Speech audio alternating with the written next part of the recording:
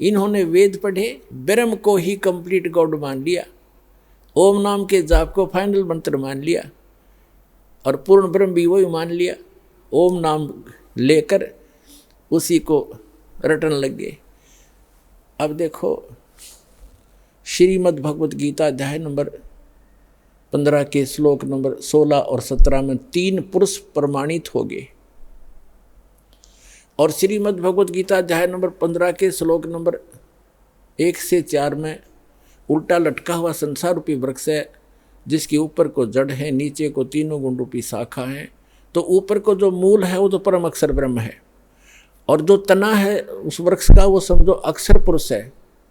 अक्षर ब्रह्म कहो, अक्षर पुरुष कहो। फिर उससे एक मोटी डार निकलती है तने से, वो सर पुरुष है, उसे ज्योत स्वरूपी निरंजन कहो, सर पुरुष कहो, सर ब्रह्म कहो या ब्रह्म कहो। और आगे फिर तीनों देवा शाखा हैं, रजगुण ब्रह्मा, सतगुण विष्णु, तमगुण शिव जी शाखा हैं और पात रूप संसार। तो ये 3 जो ब्रह्मा विष्णु महेश हैं ये तो शाखा है उस डार की। ये इस सरब्रह्म के पुत्र हैं। रजगुण ब्रह्मा, सतगुण विष्णु, तमगुण शिव जी ये सरब्रह्म के पुत्र हैं। और श्री ब्रह्मा विष्णु महेश जी की दुर्गा जो इनकी माता है, जो सरपुरुष की पत्नी है। और अब ये जो यहाँ प्रभु हैं, जैसे हम श्री विष्णु जी को सतोगुण भगवान भी मानते थे और कंप्लीट गॉड कहा करते थे, सत्यनारायण भी कहते थे। सत्यनारायण माने अविनाशी भगवान। श्रीमद् देवी भागवत में यानी देवी पुराण के 3रे स्कंद में गीता प्रेस गोरखपुर से प्रकाशित 3रा स्कंद सचित्र मोटा टाइप के 123 पृष्ठ पर लिखा है। तीनों स्वयं स्वीकार करते हैं। विष्णु जी कह रहे हैं कि तुम शुद्ध स्वरूपा हो। अपनी माता विष्णु जी अपनी माता दुर्गा की स्तुति कर रहा है, करते हुए कह रहे हैं कि तुम शुद्ध स्वरूपा हो, ये सारा संसार तुम्हीं से उद्भासित हो रहा है। मैं यानी विष्णु, ब्रह्मा जी और शंकर ये आपकी कृपा से ही हम उपस्थित हैं, विद्यमान है। और हमारा तो आविर्भाव माने जन्म और तिरोभाव में मृत्यु होता है। हमारा तो जन्म और मृत्यु होता है, हम अविनाशी नहीं है। तो ये परमात्मा की कृपा से पुण्यात्माओं ये स्पिरिचुअल नॉलेज जो है अब निखर रहा है। अब ये निर्णायक मोड पर आ चुका है।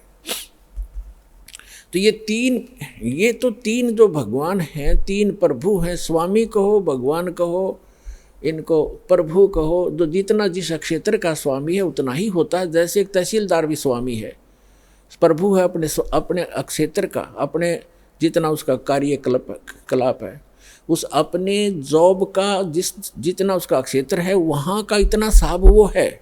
और फिर जो SDM भी अपने सत्र का जो उसका कार्य क्षेत्र है उस सत्र का उतना ही साहब है, उतना ही स्वामी है।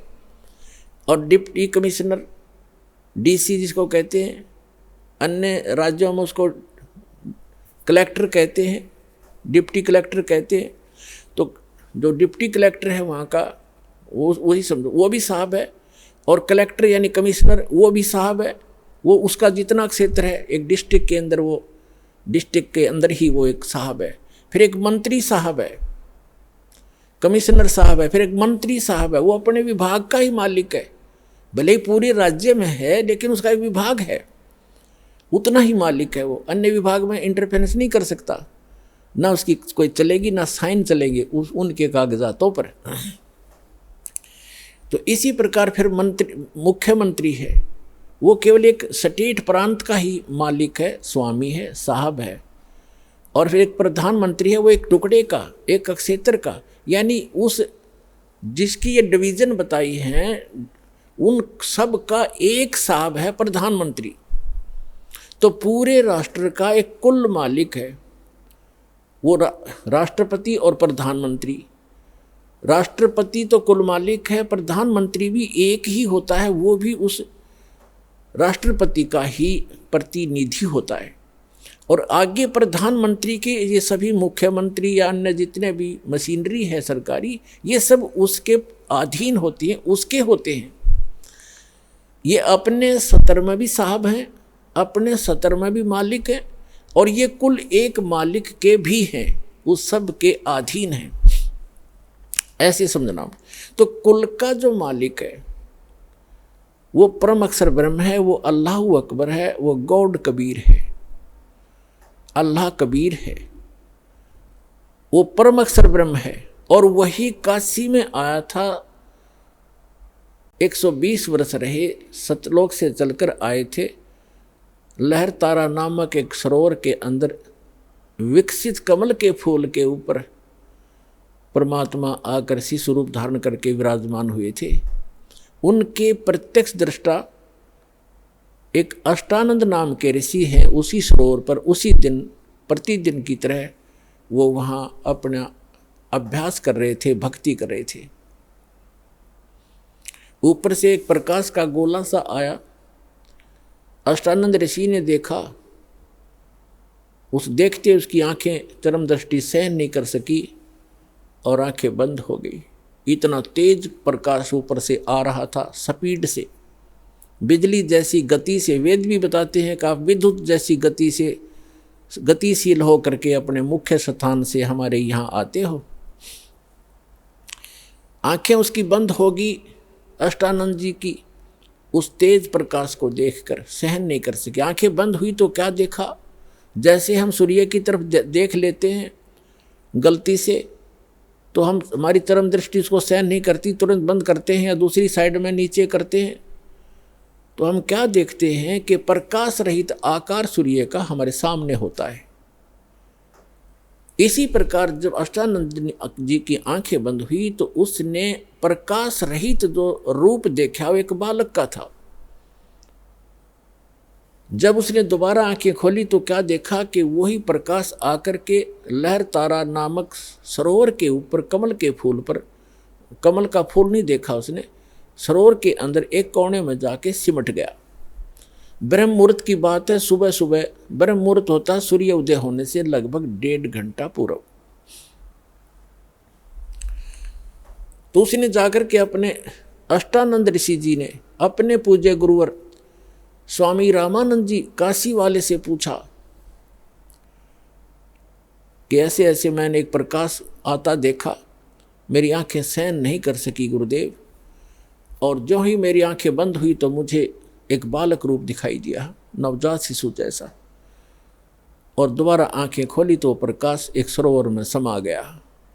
अब जैसा स्वामी रामानंद जी को अध्यात्म ज्ञान था, उस आधार से उसको पता था कि जितने भी हमारे भगवान आते वो किन को भगवान मानते थे, इन अवतारों को, श्री राम, श्री कृष्ण, श्री परशुराम और आदि को। तो उसने कहा कि बेटा ये लक्षण एक ऊपर के लोकों से कोई महापुरुष आते हैं उनके लक्षण हैं, और यहाँ किसी माँ के यहाँ जन्म लेंगे, गर्भ में धारण जाएंगे और वहाँ से जन्म लेकर यहाँ कोई लीला करने आते हैं, तो ऊपर के लोकों से जब शक्तियाँ आती हैं उनको ऐसा ही तारा सा टूटा करता है, वो ऐसे ही आते हैं। तो जैसा उसको ज्ञान था, अध्यात्म ज्ञान स्वामी रामानंद जी को परमात्मा के मिलने से पहले, वो अपने शिष्य की शंका का समाधान कर दिया, वो संतुष्ट हुआ। तो कहने का भाव जो प्रसंग आप वहीं आते हैं कि वो परमात्मा स्वयं ही सतलोक से चलकर आते हैं या शिशु रूप धारण करके अपना आते हैं, और फिर लीला में तरीके से बड़े होते हैं, छोटी ही आयु में बड़े बड़े विद्वानों के छक्के छुड़ा देते हैं। तो वो परमात्मा स्वयं आकर के ये ज्ञान देते हैं। तो उन्होंने आकर के जो ज्ञान बताया है, तो वो परमात्मा उन्होंने आकर के सच्चा ज्ञान बताया है जो तत्व ज्ञान कहलाता है। अब जो प्रसंग चल रहा है कि वेद के गीता, श्रीमद् भगवत गीता, हाँ ये चार परमात्मा यानी तीन तो ये प्रभु हो गए, सरपुरुष, अक्षर पुरुष और परम अक्षर पुरुष, सरब्रह्म, अक्षर ब्रह्म और परम अक्षर ब्रह्म, इनकी सबकी सतीथि होगी। जैसे पूरे ये 3 लोक के अंदर, एक ब्रह्मांड के अंदर ये 3 लोक हैं, पृथ्वी लोक, पाताल लोक और ऊपर स्वर्ग और नरक, इकट्ठा ही उसको स्वर्गलोक ही कहते हैं। इन 3 लोकों के ऊपर ये तीनों प्रभु, रजगुण ब्रह्मा, सतगुण विष्णु, तमगुण शिव जी, ये समझ लो एक विभागीय मंत्री है। और तीनों लोकों पर ही इनका एक एक विभाग पर अधिपत्य है। ये इतने प्रभु हैं, इतने स्वामी हैं। और जो इनका पिता है, जो सरब्रह्म है, ये ऐसे ऐसे 21 ब्रह्मांडों का स्वामी है।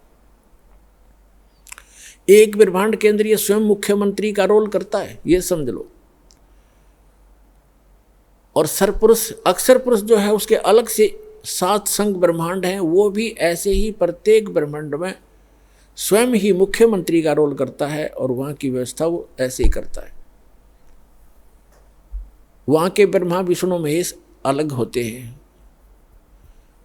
और जो परम अक्षर ब्रह्म है वो कुल मालिक स्वयं ही है। उसके असंख्य ब्रह्मांड है, असंख्य, जिनके अंदर 7 संख्य ब्रह्मांड अक्षर पुरुष के भी इंक्लूड हैं और 21 ब्रह्मांड ये सर पुरुष के भी इंक्लूड। इन सब के ऊपर कुल का मालिक है वो।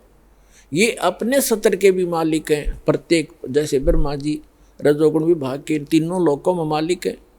जैसे एक मंत्री होता है स्टेट के अंदर, जैसे हमारे सेंटर के मंत्री समझ लो, सेंटर का जो गृह मंत्री है वो भारतवर्ष के सभी राज्यों के ऊपर उसका आधिपत्य है। लेकिन एक विभाग का वित्त मंत्री है सेंटर का, केंद्र का, तो वो सभी राज्यों के ऊपर मंत्री आधिपत्य है उसका, लेकिन अपने वित्त विभाग का। ऐसे ही अन्य की स्थिति समझे। अब हम आते हैं कि जो इन ब्रह्मा जी की पूजा कोई करते ही नहीं, ये तो इन रिजेक्ट करवा रखा हमारे धर्म गुरुओं ने। लेकिन ये भी हमारी गलती रही है, क्योंकि जैसे गृह मंत्री है अपने यहाँ का, जैसे स्टेट का, तो गृह मंत्री के जो बेनिफिशियल काम है, जो लाभ देने वाले कार्य हैं, वो जनता को गृह मंत्री से अधिक मिलते हैं। इसलिए गृह, एक सैर सपाटा मंत्री हो, जैसे ये पर्यटक मंत्री कहते हैं, हाँ पर्यटक मंत्री पर काम घूमे जाओ, उसका कोई विशेष लेन देन है नहीं। और गृह मंत्री के पास तो बहुत कुछ जनता को सहायता देने, सुविधा देने का अधिकार होता है। इसलिए गृह मंत्री को उत्तम मान लिया। लेकिन इनकी पावर एक जैसी है मंत्रियों की, एक ही जैसी इनकी क्वालिफिकेशन होती है, एमएलए से ही बनते हैं, ऐसा समझो। तो ब्रह्मा जी को ना मानना ये भी हमारी बुद्धि कमज़ोर ही समझो। अब कभी उससे भी तो काम पड़ सकता है, ऐसा जरूरी नहीं कि उसके स्तर का कोई काम ही नहीं आएगा, उससे विरोध नहीं, आदरणीय से भी होते, ऐसे समझ कर चलो। ये स्पिरिचुअल, कंप्लीट स्पिरिचुअल नॉलेज, यानी संपूर्ण अध्यात्म मार्गदास आपके रूबरू कर रहा है। कई बार समझोगे, सीडी ले जाना, बार बार सुनना, क्योंकि बच्चा कोई 1 महीने में ही BA MA MSc नहीं कर लेता, समय बहुत लगता है। फिर करने के बाद देखना उंगलियों पर हो जाता है उसके सारा सिलेबस, ऐसे ही आपके हो जाएगा।